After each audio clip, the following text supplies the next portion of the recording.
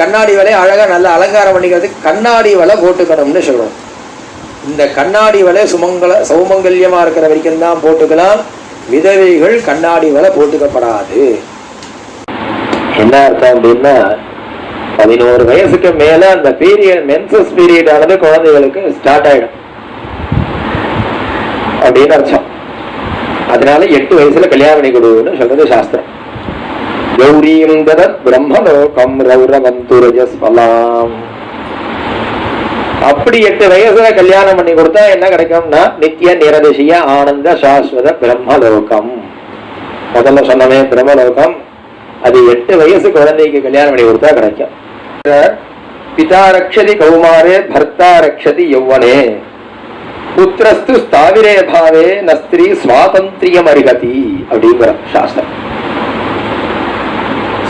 சுதந்திரமா ஸ்திரீகள் எப்போதும் இருக்கப்படாது. என்ன அர்த்தம்னா சுதந்திரம்னா என்ன தெரியுமா? வெளியில ஜாலியா போயிட்டு வர்றதுக்கு சுதந்திரம்னு அர்த்தம் இல்லை. தானே சொத்து சம்பாதிச்சு தனக்கு தானே ஆர்ஜிதம் பண்ணி சாப்பிட்டு அந்த மாதிரியான சிரமங்கள் உத்தியோகத்துக்கு போறது அதெல்லாம் பண்ணப்படாது. நம்ம பொண்ணோட ஆத்துக்கார மாப்பிள்ள போயிட்டார் விட்டுலாமா? அப்படியே கல்யாணம் பண்ணி வச்சா சாஸ்திரம் கரெக்டா? 2வது கல்யாணத்துக்கு மந்திரமே கிடையாது தெரியுமா? 2வது கல்யாணம் பண்ணி வச்ச வாத்தியாரும் நரகத்துக்கு போவார்.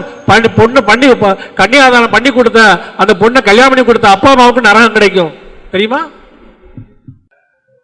ஆண்கள் பெண்கள்ல ஆன்மீக விஷயங்களிலும் நல்ல தர்மாதி காரியங்கள்லையும் தத்துவ ஞானத்திலையும் யாருக்கு மனமானது இன்ட்ரெஸ்டடாக இருக்கோ அவள்தான் ஆம்பளைகள் அப்படின்னு ஆரம்பிச்சிருக்கு.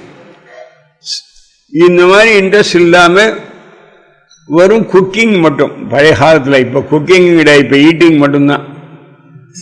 சமையல் முதலிய வீடுகளில் மட்டுமே மற்றதெல்லாம் எல்லாத்துக்கும் எனக்கு தெரியாதுன்னு இருக்கிறவா பெண்கள்.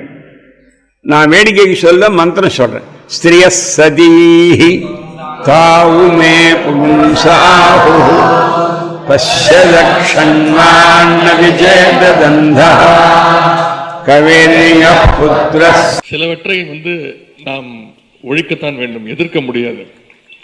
கொசு, டெங்கு காய்ச்சல், மலேரியா, கொரோனா இதையெல்லாம் நம்ம எதிர்க்க கூடாது, ஒழித்து கட்ட வேண்டும்.